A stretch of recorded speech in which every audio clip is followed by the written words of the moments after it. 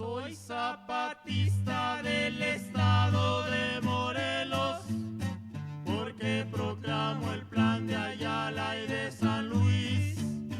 Si no le cumplen lo que al pueblo le ofrecieron, sobre las armas lo hemos de hacer cumplir. Muy buenas tardes, tengan todos nuestros seguidores, oidores, miradores, masticadores, bebedores y regurgitadores de la palabra que se comparte mediante nuestro canal de YouTube, La Comuna de la Palabra. Nuevamente, como cada semana hacemos, presentamos esta ocasión un programa con motivo de la conmemoración del Día Internacional de las Personas con Discapacidad. En este sentido, me quiero permitir presentar a ustedes esta ocasión la edición y publicación de un libro sin fines de lucro, es decir, es descargable gratuitamente por nuestras redes.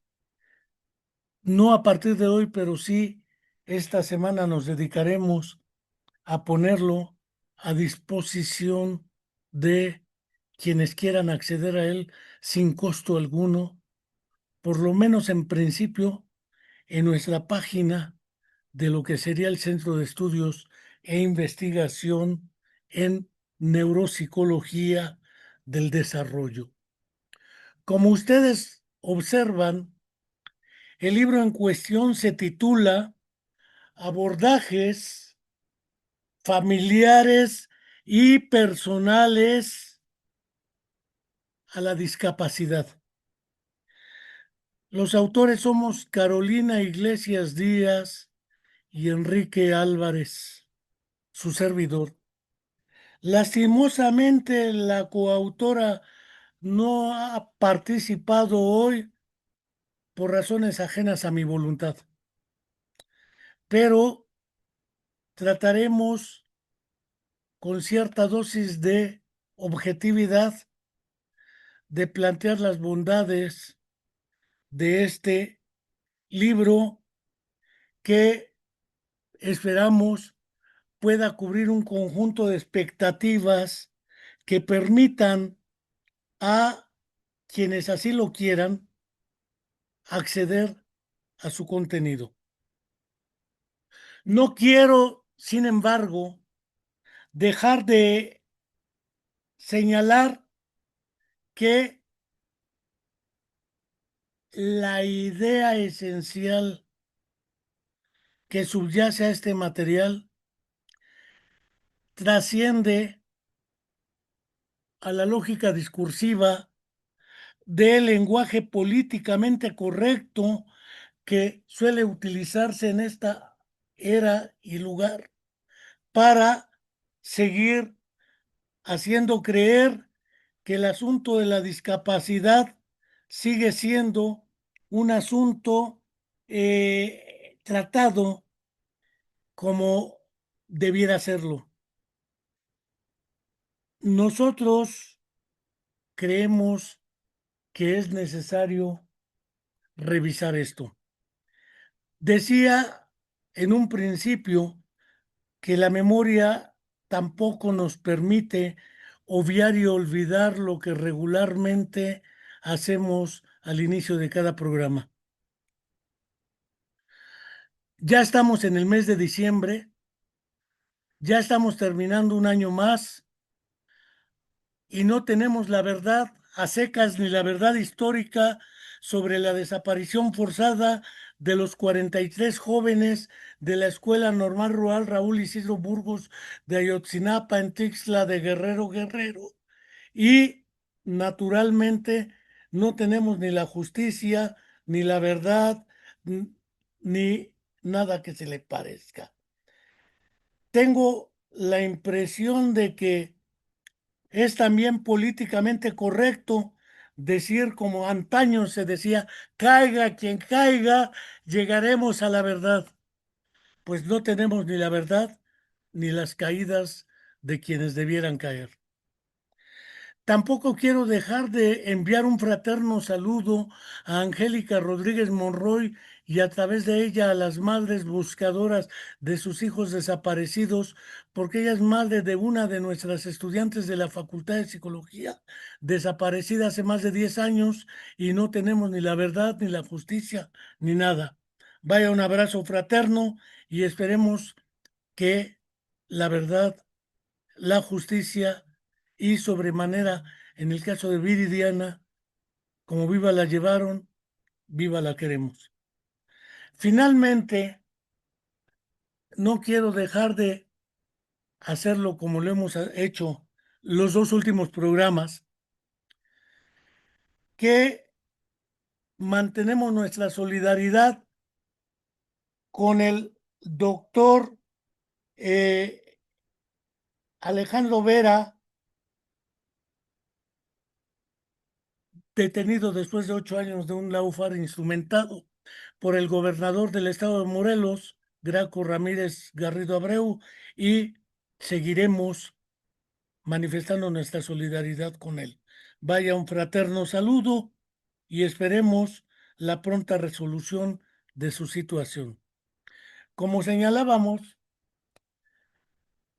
el título Abordajes familiares y personales a la discapacidad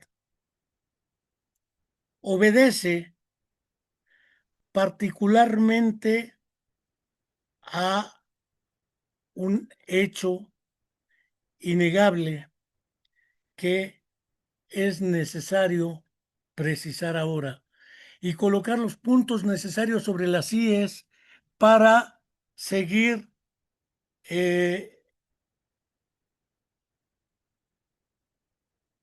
aclarando conceptos. Tenemos claro que nuestro tiempo y lugar, aquí y ahora, por ejemplo, cual más se asume con la suficiente autoridad moral, política o académica para gritar a los cuatro vientos, para hablar, para escribir o narrar algo sobre la discapacidad. Pero aún más, tomando en cuenta que no faltan quienes se erigen en intermediarios o serviciales defensores irrestrictos de lo políticamente correcto o lo jurídicamente estipulado con respecto a la discapacidad como objeto de análisis, prefieren hablar más que de la discapacidad de las personas con discapacidad. Por eso el día de hoy se conmemora el Día de las Personas con Discapacidad, que no de la discapacidad. Parece ser que la discapacidad es un atributo o una cualidad de la cual disponen ciertas personas. Sin embargo, y eso no dejamos de tenerlo claro, a ellas únicamente se refieren como individuos, como personas, como ciudadanos, como sujetos de derecho, como islas o ínsulas, y cuando ello es necesario, dadas las circunstancias innegables o inocultables, y cuando así lo consideran pertinente, transforman este objeto de interés en objeto de acción política. Muy particularmente en nuestro país, cuando se franquea la reflexión y el análisis de la discusión desde la discapacidad hacia las personas con discapacidad. Cuando se tuvo la convención para tal fin en la Asamblea General de las Naciones Unidas, en el documento apareció una consigna que decía nada, sobre nosotros, sin nosotros. Este eslogan se popularizó, como bien sabemos, quienes lo hemos estudiado, quienes no, pues no.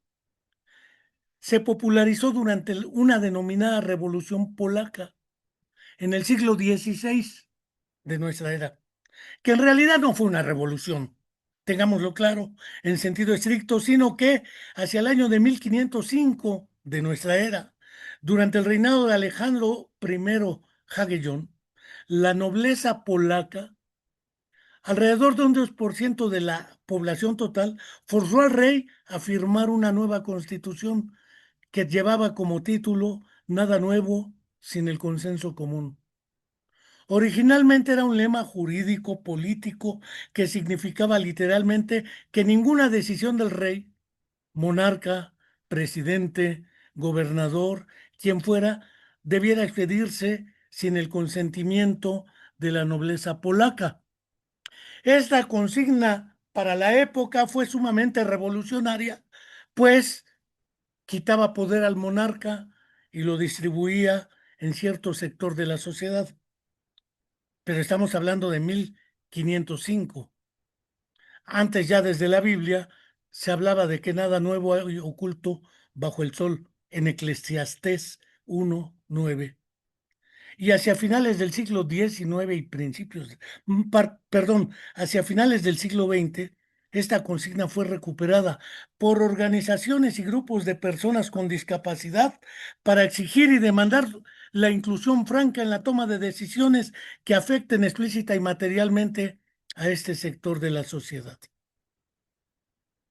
Como podemos reconocer, los niveles de análisis centrados en la familia, porque las personas con discapacidad no viven como islas o como entes fuera de una familia. Y sobremanera hacia estas como parte de una comunidad, son asuntos intocados, innombrados y cubiertos con la palabra personas con discapacidad.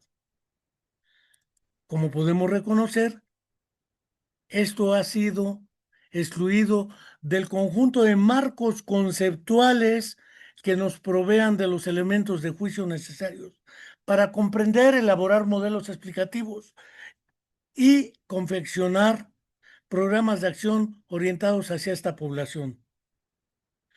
Los autores de este libro, Carolina Iglesias y yo, hemos acordado la necesidad de transitar por esta senda porque parece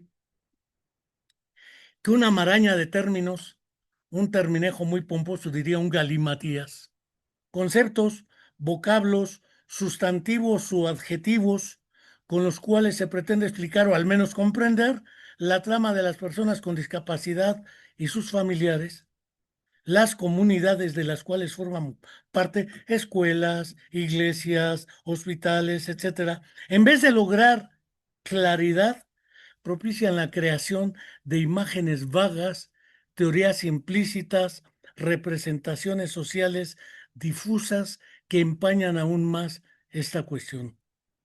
Es ampliamente conocido y difundido que en el año de 1992, hace ya más de 3 décadas de ello, la Asamblea General de las Naciones Unidas acordó proclamar el día 3 de diciembre de cada año como el Día Internacional de las Personas con Discapacidad.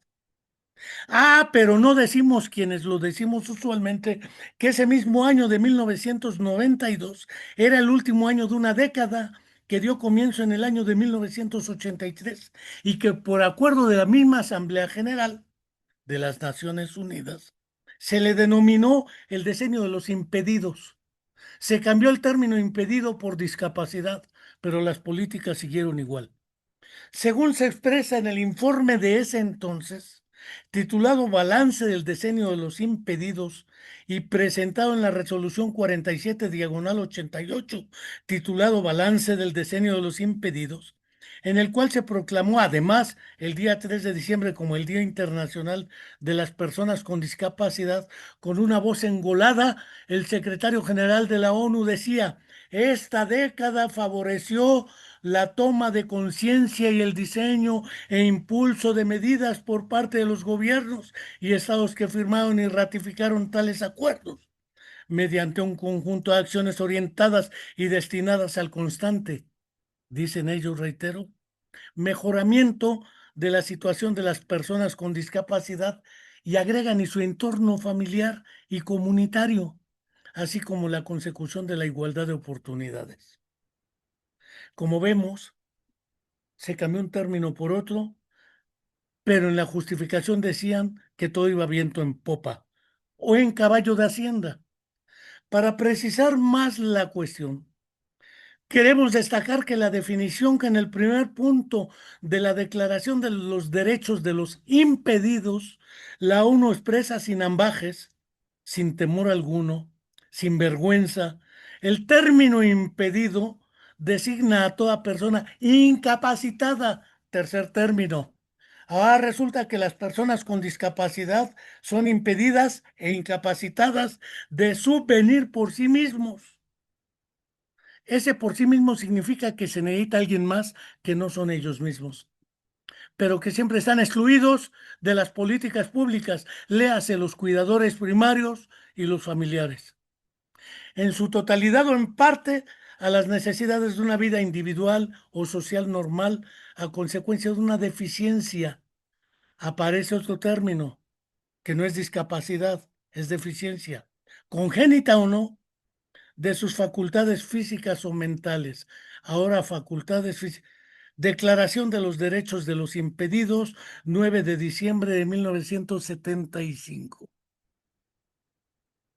Ya en su momento, el Premio Nobel de Economía indio, Amartya Sen, y la filósofa estadounidense Martha Nussbaum publicaron un libro cuyo título es La calidad de vida, impreso por la editorial Siglo XXI Editores de España, con el propósito del mismo, palabras más, palabras menos, de comprender y explicar lo que se quiere decir con calidad de vida y lo que se requiere en términos de política social para mejorarla. Este término no aparece ni en la Declaración de los Impedidos ni el de las personas con discapacidad. Asimismo, tratan de reflexionar con lo que se quiere decir con bienestar. Pareciera ser que en nuestra lengua bienestar y calidad de vida son dos términos equivalentes y no lo son. Y lo que se requiere en términos de política social para mejorar el bienestar. Y finalmente realizan un análisis crítico sobre la noción de igualdad de oportunidades. Ante la ley todos somos iguales, todos tenemos igualdad de oportunidades, no es cierto. Muy directamente relacionada con el bienestar. La idea de bienestar y calidad de vida representan dos categorías que tienen que ver con las nociones de impedidos o personas con discapacidad. Porque ¿en qué sentido, preguntamos, aparece la noción de impedimento si no se vincula estrechamente con el concepto de capacidad y luego con el de discapacidad? Amartya Sen se ha preguntado de una manera casi irónica cuando se propone valorar los índices de calidad. Pregunta, ¿calidad de qué? Para propiciar la reflexión sobre la métrica a utilizar a la hora de estimar y decidir políticas públicas, ¿calidad de qué? Sobremanera cuando se acercaba a pasos agigantados la teoría de la justicia y la trama de los análisis y las decisiones. Como se sabe, John Rawls cuestionaba la categoría de bienestar, pero no lesionó la categoría de igualdad de oportunidades, y solamente se le agregó igualdad de oportunidades para el bienestar, dando una salida semiótica y política a la toma de decisiones. Pero, pese a ello, se insistirá en que no solo son los bienes y el bienestar los parámetros a valorar, sino el espacio que existe entre ellos y que es el del ejercicio pleno de las capacidades que permiten la acción efectiva a los seres humanos. Amartya Sen utiliza otro término para la época en que trabaja este asunto, que es el término lisiado. Y lo dice textualmente, reconociendo una persona lisiada, Él tomaba el ejemplo de un gazatí, un palestino que perdió las piernas en una de las tantas intervenciones sionistas del ejército de Israel. Era concebida como una persona lesionada, esa persona lisiada, herida, mutilada o afectada de manera permanente. Y a su vez el verbo lisiar refería a la acción de lesionar, herir, mutilar o afectar orgánicamente. Amartya Sen nos dice que hay un sesgo al considerar la igualdad de oportunidades como el referente, porque se siguen casando, matrimoniando, siguen teniendo hijos, fiestas, siguen teniendo buena calidad de vida. No, pero sí bienestar. Tomemos en cuenta entonces que hay varias experiencias desde cinematográficas, el caso del sensei del cine artístico japonés Akira Kurosawa, en su película Dodescaden, algo así como es una onomatopeya en japonés del chak chak del tranvía, que en su traducción al castellano se convirtió en El camino de la vida. Es una película que deriva de una novela de un Sugoro Yamamoto, Cuerpos Negros, libro en el que se narra las condiciones de vida y existencia en los alrededores muy miserables de Tokio, entre 1950 y 60, es decir, en tiempo de posguerra. Tanto la novela como la película retratan las vivencias de diversos personajes que no tienen más esperanza que morir en la miseria, y sin embargo tenían un recurso que la miseria nunca liquidó para sobrevivir con sensación de bienestar: la imaginación. Hay, por ejemplo, un personaje que en su imaginación, con su hijo, quien finalmente muere de cólera, construyen una casa imaginaria que van configurando día con día para cuando salgan de la miseria ir a habitarla. Ni salieron de la miseria, él murió de cólera y se sentían bien, tenían bienestar, pero no buena calidad de vida. Dicho de otra manera, Martí Sen decía que hasta las personas más miserables pueden tener bienestar y sentirse bien, pero no tener buena calidad de vida. Posteriormente, otro premio Nobel de literatura, en serio, japonés, Kensaburo publicó una andanada de libros dedicados no a las personas con discapacidad, su hijo, en este caso, el pianista japonés Ikari Oe, sino a los padres de los hijos de personas con discapacidad. Es el caso de su novela Una cuestión personal, de 1967, una especie de novela autobiográfica de el nacimiento de su hijo con un astrocitoma cerebral por la irradiación todavía preexistente de los bombardeos de Hiroshima y Nagasaki, y subrayo, el único país que ha producido, distribuido y utilizado las armas de destrucción masiva, nos guste o no admitirlo, se llama Estados Unidos de América. Ninguno otro lo ha hecho.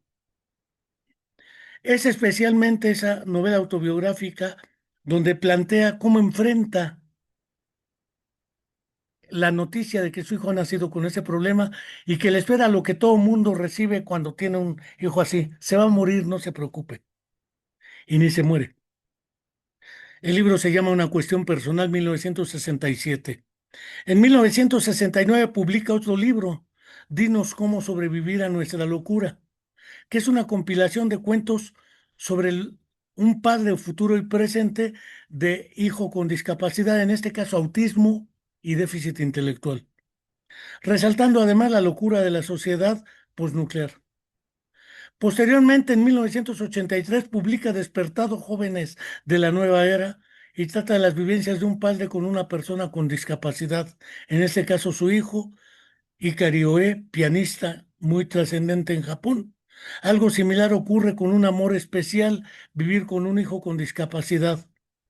Hasta nuestro presente incontestable, no necesitamos más evidencia que la política pública en México. Las políticas públicas y propagandísticas son orientadas hacia las personas con discapacidad, becas y estímulos. Sin embargo, las familias y comunidades donde ésta se desarrolla han sido históricamente excluidas de este asunto. La idea de visibilizar estas cuestiones me parece fundamental en otro sentido. Tengamos claro que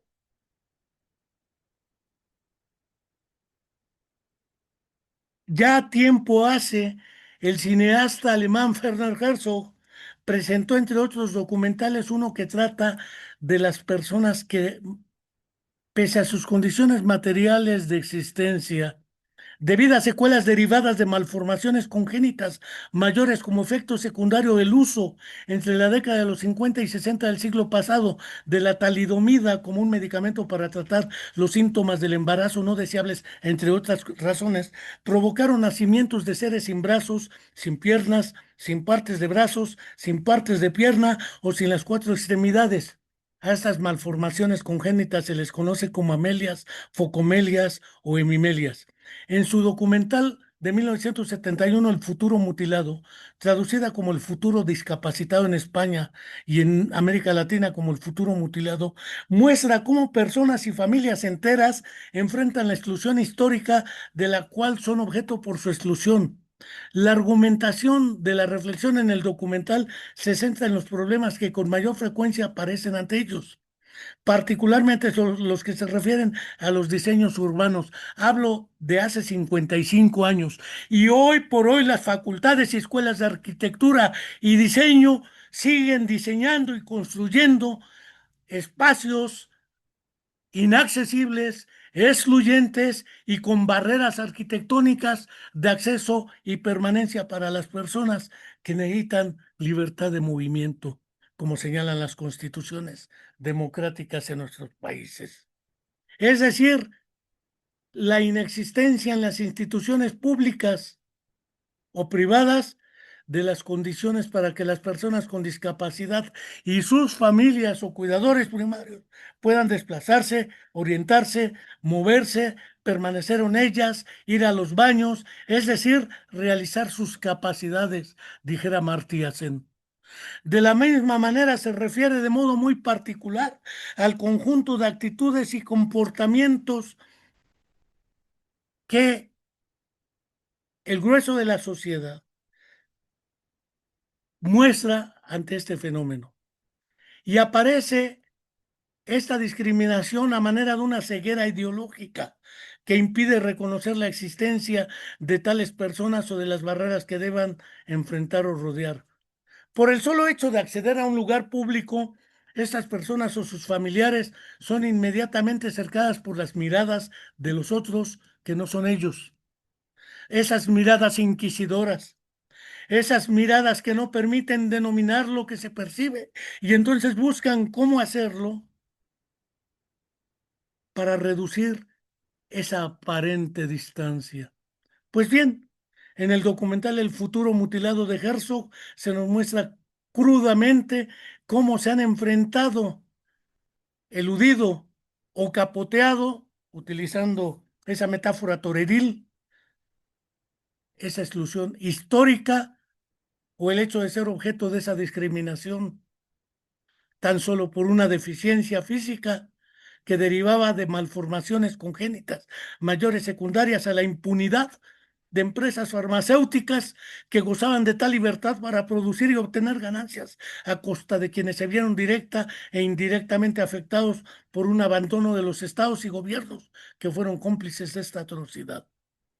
No satisfecho con esta obra, Herzog produjo otro documental cuyo título es Lands of Silence and Deafness, algo así como El lugar del silencio y la oscuridad, 1971 también, dedicada a las personas que nacen o por otras circunstancias quedan ciegas y sordas simultánea o secuencialmente. Debemos resaltar el hecho de que la traducción en México, el país del silencio y la oscuridad, de algún modo ha favorecido la línea de trabajo para la interpretación, traducción y el manejo de las lenguas de señas. Posteriormente, el mismo Herzog en 1974 produjo su película El enigma de Caspar Hauser, un personaje excluido y segregado por la circunstancia de tener una condición derivada del aislamiento al que fue sometido durante los primeros 16 años de su vida sin ningún contacto sociocultural. Años antes, en el año del 32, por ejemplo, Todd Browning produjo su película Freaks, que se llama algo así como La Parada de los Monstruos. Escúchese, La Parada de los Monstruos en España o Fenómenos en México. Esta película muestra muy crudamente el asunto de lo que hemos venido hablando. La trama de Fenómenos es la trama de un circo y esa fue la trama para muchos, la bufonería, desde antes de que existiera el término discapacidad. David Lynch, un cineasta más contemporáneo, hacia el año de 1980, produjo la película El hombre elefante, The Elephant Man, que presenta la historia de un personaje llamado John Merrick, con malformaciones de todo tipo externas y tumores, que lo muestran con aparatosas deformaciones corporales y que algunos llamaron monstruosidades, y que viven y vienen de los procesos de exclusión histórica de los cuales son objeto. Para continuar un poquito más con estas referencias, debemos señalar una película mexicana, curiosamente, de Gabriel Retes, de 1991, El Bulto, en la cual trata el caso de una persona, un fotógrafo y periodista de izquierda, de nombre Lauro, del todavía existente diario antes de que el asesino Luis Echeverría Álvarez, expresidente de México y priista distinguido, desapareciera el diario de Excelsior de México. Descrita esta narrativa en el libro Los Periodistas, la cual se debió a la represión política en esa época del gobierno del PRI. Se refiere a la masacre del 10 de junio del 71 o jueves de Corpus, o mejor conocida como el halconazo, como consecuencia de un trauma de cráneo derivado de un macanazo dado por un halcón. Mantiene su vida en estado de coma durante 20 años y la familia afronta conflictivamente las visitas hospitalarias, asumiendo tal tarea como una carga, y a Lauro como un fardo. De ahí el título El Bulto. Pero más todavía, cuando sale del estado de coma 20 años después, ya se encuentra con otra realidad que desconoce totalmente y a la cual debe readaptarse. Esta segunda parte de la trama nos muestra la realidad extrahospitalaria, personal, familiar y comunitaria de un proceso complejo de rehabilitación y readaptación a las nuevas circunstancias, no solo por parte de Lauro, sino de toda su familia, que no cuenta con más recursos que los propios. En otra excelente trama cinematográfica, Mi pie izquierdo, Day Lewis, 1989, aborda el desarrollo de una persona con parálisis cerebral en una comunidad de obreros irlandeses y en el seno de una familia numerosísima y pobre. O Nacional 7, traducida al castellano como La terapia del placer, de Jean-Pierre Sinapi 2000, la cual aborda el tema de los internamientos y la cuestión de la sexualidad de las personas incluidas en tales centros de internamiento. El asunto de la sexualidad está intocado también y jurídicamente ensuciado. Esta serie de referencias dan plena muestra de lo que hemos venido argumentando: la exclusión, la estigmatización y la negación de los derechos más elementales de cualquier ser humano en el seno de nuestras sociedades y estados contemporáneos. Esto es lo que nos aborda. Adicionalmente, no podemos omitir la referencia a dos textos del sociólogo canadiense Erving Goffman, publicado en 1961 uno y el otro en 1963. El primero se llama Internados, que es un ensayo sobre la situación social y política que viven los llamados enfermos mentales, ahora les llaman discapacidad psicosocial, hasta los años del siglo XX.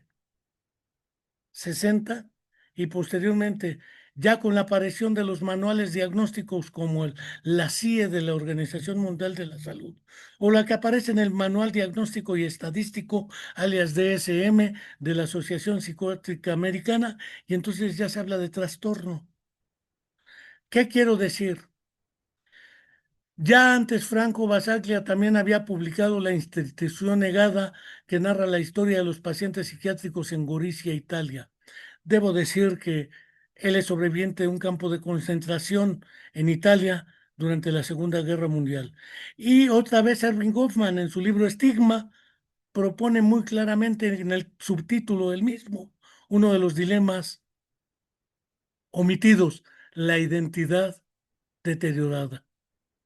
En nuestra sociedad, además de los procesos psicológicos, sociológicos e ideológicos de negación, exclusión, invisibilización o deformación de la realidad, mediante el uso de la neolengua, es decir, un término acuñado por George Orwell en su novela 1984, para referirse al acto de imponer eufemismos, con el propósito de deformar, limitar o manipular la percepción de la realidad.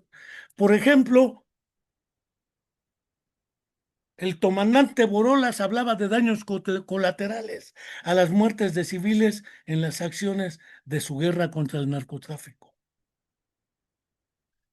Reubicación en Palestina, en otros lados, en vez de desplazamientos forzados. Ajuste de personal en vez de despidos laborales. Países en vías de desarrollo en vez de países subdesarrollados y atrasados. Y dijera la presidenta de México, repatriación de nuestros connacionales o retorno asistido en lugar de connacionales que fueron deportados y expulsados de Estados Unidos. Y faltaba más, sectores o poblaciones vulnerables en vez de sectores pobres, miserables y excluidos. Se trata de no reconocer una lucha constante contra una serie de estructuras que se enfrentan como verdaderas murallas. Ya escuchábamos con el grupo Quilapayún el poema musicalizado del poeta cubano Nicolás Guillén, La muralla, para las cuales no existen más que dos recursos: los recursos personales del individuo y los recursos de la familia. Lastimosamente, apenas empezamos a descubrirnos los ojos para ver esta realidad inocultable. Es por ello que hablar de inclusión en esta era, debemos admitirlo, ha derivado de la exclusión, pero muy probablemente la exclusión sea una condición necesaria del modo de producción dominante que tenemos. Entonces, más que estar excluidos de los beneficios del desarrollo, estas condiciones de existencia son consecuencia de esta lógica del desarrollo del subdesarrollo. Resulta necesario entonces destacar el hecho de que hubo un tiempo, yo lo recuerdo muy claramente, en el cual no existía el concepto de discapacidad para referirse a las personas que hoy se engloban semánticamente bajo dicho término. Aunque no existía el vocablo de discapacidad, quiero creer que sí existían las personas a las cuales se refiere dicho sustantivo o adjetivo. Es necesario reiterarlo. Hubo un tiempo en el cual los términos que se utilizaron para referirse a tales personas fueron otros, por lo menos entre 1950 y el año 2000, es decir, durante la segunda mitad del siglo XX, los términos más frecuentes fueron persona con capacidades diferentes, como si alguien las tuviera iguales. Minusválido o minusvalía, el que tiene menos valor. Invalidez o inválido, impedido, incapacitado, inútil, lisiado, en fin, parece ser que la discusión a lo largo de medio siglo se ha centrado, como dijera una canción de juego de la infancia, que muchos aprendimos y que se llama Yo amo a todo, y que rezaba en uno de sus fragmentos poco más o menos así. ¿Qué oficio le ponemos? Matarileриlerón. Le pondremos minusválido, matarileриlerón. Ese oficio no le gusta, matarileриlerón. Y se la pasaban buscando nombres políticamente correctos para referirse a tales personas hasta que se llegó a la expresión personas con discapacidad, que por lo demás se colocó jurídicamente dentro de las normas oficiales diseñadas y aprobadas para su uso en las diferentes naciones del planeta y desde luego dentro de nuestro país. Y nuestro Estado faltaba más. Este hecho por sí mismo colocó el concepto de persona con discapacidad como el vocablo políticamente correcto, jurídicamente obligatorio y semánticamente validado. Bajo el manto de estas circunstancias, la pregunta que nos asalta ahora es obvia. Si hay un registro civil que coloca en un documento oficial, acta de nacimiento, un nombre propio, ¿Para qué quebrarse la cabeza con buscar un término diferente al sustantivo propio? No es un problema solamente moral, ético o político de qué sentido tiene llamar de determinada manera a ciertas personas, sino también justificar el gasto público o las políticas públicas orientadas hacia dichos sectores. Porque si hablamos de personas con discapacidad, no estamos hablando de una clase social. Eso es evidente desde cualquier ángulo. Si hablamos de persona con discapacidad, hablamos de personas que entre ellas tienen una serie de condiciones muchas veces diferentes entre ellos, que las hacen a su vez equivalentes. Al haber existido tales personas con discapacidad, pero no habiendo existido tal sustantivo para designarlas, debemos creer, pese a no coincidir literalmente con las versiones constructivistas de la realidad, que no existían las personas con discapacidad. Existían los inválidos, los minusválidos, los atípicos, los impedidos, los lisiados. Vaya, como hubiera escrito en 1979 Torcuato Luca de Tena, los renglones torcidos de Dios. Ahora adicionan la categoría eufemística de las personas o sectores vulnerables. Es decir, siempre e invariablemente se busca con demasiada preocupación un conjunto de términos o uno solo que englobe un sector de la sociedad. Pensamos que con dos finalidades. La primera, clasificar estadísticamente, discursiva, políticamente, y la segunda, con la orientación del gasto social. No existe política económica orientada hacia tal sector si no existe tal sector. Entonces es un problema de visibilización política económica, no de visibilización ética o moral. Pero vamos a la segunda cuestión. ¿Por qué nombrarlos? Porque políticamente cualquier Estado o nación podría decir las minorías con discapacidad, las minorías de preferencias sexuales distintas a las heterosexuales, las minorías usuarias de una lengua distinta a la lengua oficial, las minorías que forman parte de las comunidades originarias, las minorías que forman parte de la pobreza extrema. Vamos, siempre serán minorías, porque las amplias mayorías deciden, viven en la democracia, votan y están incluidas dentro de los beneficios de las políticas del desarrollo. Resulta entonces que el discurso político e ideológico trata de invisibilizar nuevamente la realidad.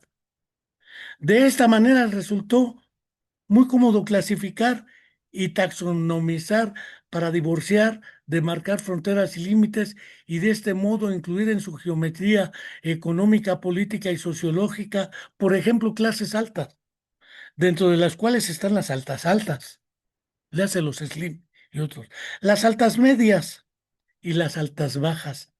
Ah, pero también hay clases medias altas, medias medias y medias bajas. Y desde luego bajas altas, bajas medias y bajas bajas. Las bajas bajas seguramente serán las de la pobreza extrema, es decir, una minoría dentro de las minorías. Las bajas bajas serán las despreciadas. Y el resto estará feliz porque no forma parte de las bajas bajas. Pero pensemos en la discapacidad. Según el último Censo General de Población y Vivienda en México, el del 2020, el 4,9 de la población censada tenía algún tipo de discapacidad. Es decir, nuestro país cuenta al menos con un total de 6.179.890 personas con discapacidad. Pero resulta que si revisamos bien la cuestión, la mayoría se ubican en la infancia y se habla de discapacidad infantil. No se considera a aquellos que perdieron su condición física, Parkinson, Alzheimer, diferentes tipos de problemas neuropsicológicos, perdieron su competencia para trabajar, para enfrentar la vida cotidiana por eventos vasculares cerebrales, traumas de cráneo, enfermedades neurológicas variadas, trastornos derivados de enfermedades crónico-degenerativas, hipertensión arterial, diabetes tipo 2, procesos demenciales o algunos fenómenos neuropsiquiátricos, lo que marca que el concepto de discapacidad se torna también insuficiente para contemplar a la población que debiera considerarse dentro de tal categoría. Pero además, Se le considera como una cuestión individual o personal. Se asume que las personas con discapacidad son la persona con discapacidad. No cuenta la familia. Debemos insistir y reiterar, antes de la existencia del término personas con discapacidad, ya existían las personas con discapacidad. El problema es como cuando no existía este concepto, las personas con discapacidad, sus familiares y las comunidades afrontaban esta exclusión y la invisibilización en esos tiempos. Parece que no había políticas públicas que se encargaran de ellos y de estos fenómenos, que quedaban dentro de los ámbitos de lo personal, lo familiar o la asistencia o la caridad religiosa o altruista. Los diagnósticos cambian de lugar, también los nombres que se quieren imponer,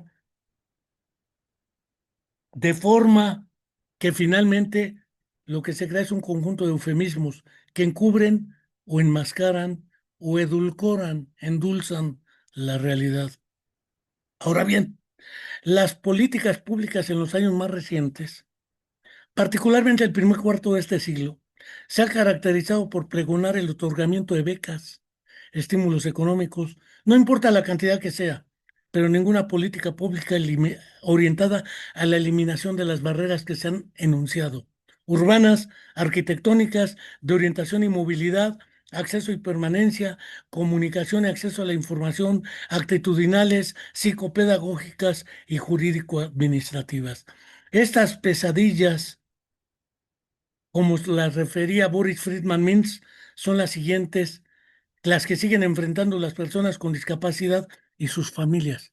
Y claro, quienes tienen la sabiduría para diseñar las políticas públicas, las normas jurídicas hacia tales sectores de la sociedad. Ellos, los ellos de siempre, los que nunca consultan, pero que al hablar de las personas con discapacidad engolan un día como hoy la voz y nada más, son quienes más allá de los discursos nada aportan ni hacen. Ya Michel Foucault publicó un libro titulado Las palabras y las cosas, texto en el que se resalta esta lucha denodada por hallar nombres para controlar. No debemos dejar de señalar además que por lo menos en castellano existe una diferencia nítida entre tres términos: tener, estar o ser. Sin embargo, pese al hecho de poseer una función verbal diferenciada, este tercio de verbos no posee el mismo sentido, es decir, ser una persona con discapacidad, ser un discapacitado, tener capacidades diferentes, tener discapacidad o estar discapacitado no son equivalentes. Pareciera ser que en las disquisiciones del nombre olvidamos también esta diferencia entre tener, ser o estar, que uno de los personajes de la escuela de Frankfurt, Erich Fromm, en su libro Tener o Ser, dejó muy claramente. No dejemos entonces de señalar que la intención de este libro, que aquí se ve y que ustedes pueden ver claramente, no solamente nos proponemos hacer este tipo de reflexión introductoria. Insistimos en el hecho de que hace más de medio siglo no existía el término discapacidad, ni la idea de que hubiera personas con discapacidad o personas con capacidades diferentes, ni los famosos modelos que a posteriori o a toro pasado inventan algunos teóricos afectados del síndrome del presentismo para comprender y explicar las políticas públicas y su sustento para la atención de las personas que así lo requerían. Cada quien se rascaba con sus uñas, dependiendo de qué tantas uñas tuvieran los familiares de las personas afectadas. Debemos explicar y comprender que no existía el modelo médico, tampoco existía el modelo educativo, mucho menos el modelo social de la atención a las personas con discapacidad. Estos son inventos de la reducción al presentismo conceptual, es decir, con dichos conceptos. Hubo una época en la cual no existían modelos de atención porque no había ni políticas públicas ni programas de atención. Por lo tanto, no había el modelo médico ni el modelo asistencial. No había modelos. Cada familia se tenía que hacer cargo de sus miembros o en su defecto abandonarlos, mantenerlos bajo una especie de arresto domiciliario, ocultos en una realidad sociocultural que les envuelve y sobreprotegidos o despreciados, internados en orfanatos caritativos de religiosas o personas altruistas o en fin. Más adelante, en este mismo texto, tratamos de precisar la cuestión de los conceptos que desde la Organización Mundial de la Salud, a través de la CIE o Clasificación Internacional del Funcionamiento de la Discapacidad de la Salud, precisó desde el 2001 la diferencia entre los términos funciones mentales, funciones sensoriales, es decir, el término de función, para no hablar de disfunción. También se habla de funciones mentales globales, específicas. Se habla del aprendizaje, se habla de la capacidad y realización de tareas autónomas, comunicación, movilidad, vida doméstica, etcétera, y de muchas otras cosas que efectivamente se han precisado para diferenciar discapacidad de deficiencia o de trastorno. Una vez planteada esta primera parte del libro, nosotros nos proponemos presentar en primera persona un conjunto de narrativas con consentimiento informado de narrativas en primera persona, familiares o cuidadores primarios de personas con discapacidad. De modo tal que podamos ver cómo una cantidad determinada de familias, sea de hijos con síndrome de Down, con distrofia muscular, con alteraciones congénitas o al nacimiento, con parálisis cerebral, han afrontado esa situación y cómo efectivamente, históricamente, están excluidos como familias o como cuidadores primarios de esta trama de la historia. Pero no solamente tratamos con personas que tienen que verlas en la ciudad, en Cuernavaca, particularmente en Morelos como estado, en Michoacán también, además de Michoacán, el Estado de México, además del Estado de México, el Estado de Puebla, en la ciudad de Mérida, en Yucatán, en varios lados, y de personas con discapacidad que también nos narran en primera persona cómo han vivido, por ejemplo, la ceguera. ¿Qué significa tener una deficiencia visual en lo que es el síndrome de Parkinson? No se trata de explicar qué es el Parkinson, sino cómo lo vive una persona desde el diagnóstico. Traumas medulares por eventos traumáticos en accidentes. Y naturalmente una serie de conclusiones. No queremos, Carolina Iglesias y su servidor, dejar de agradecer a todas y cada una de las familias y personas que generosamente aportaron y nos dieron el consentimiento de visibilizar y o incluir en este libro sus vivencias. Preferimos el término vivencia sobre el término experiencia, que es más de naturaleza filosófica el de experiencia que el de vivencia. Esta diferencia nítida la deja clara Lev Semenovich Vygotsky a través de un concepto que es el de Perishivani. Tiene otra connotación más psicológica, el de vivencia, que el de deficiencia. Tampoco queremos dejar de agradecer al diseñador Alejandro Aranda de Morelos, quien tuvo la generosidad de obsequiarnos la imagen de la portada, diseñar la portada y diseñar a partir de la segunda llamada el cartel del libro en cuestión. Muy pronto, a través de nuestros canales de YouTube, de la Comuna de la Palabra, haremos la publicitación del lugar donde podamos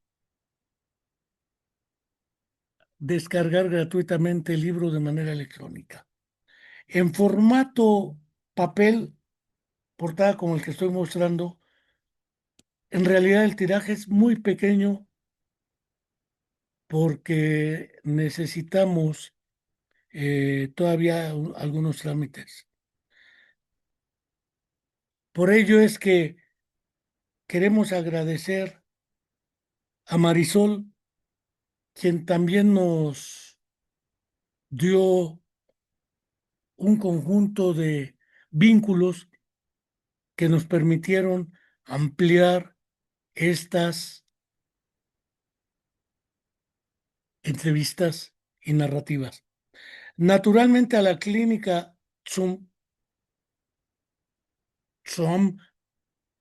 es un término mayense que mi experiencia fonológica no me permite articular correctamente, pero según me explicaron, significa en maya algo así como cerebro, cabeza, cuenco, mate, dijeran los argentinos. El mate, no la hierba, el lugar en que se echa la hierba mate con agua.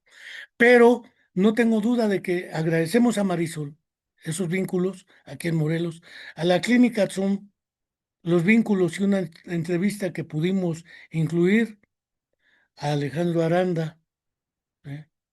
Y naturalmente esperamos que este libro permita acercarnos a otros abordajes, sobre todo familiares y personales, ante la discapacidad.